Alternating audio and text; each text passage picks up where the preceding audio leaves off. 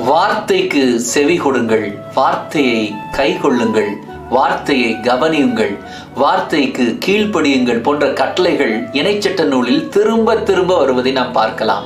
இறை வார்த்தையை கேட்கிறவர்களாக மட்டுமல்லாமல் அதன்படி நடக்கிறவர்களாயும் இருங்கள் என்று ஆண்டவர் நம்மை அழைக்கிறார்.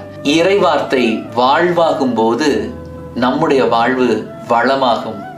லூக்கா 11:28 அவரோ இறைவார்த்தை கேட்டு அதை கடைபிடிப்போர் இன்னும் அதிகம் பேறு பெற்றோர் என்றார். இன்னும் அதிகம் பேறு பெற்றவர்களாக வார்த்தையின்படி வாழ எங்கள் ஒவ்வொருவருக்கும் உடைய வல்லமையை தாரும் ஆண்டவரே.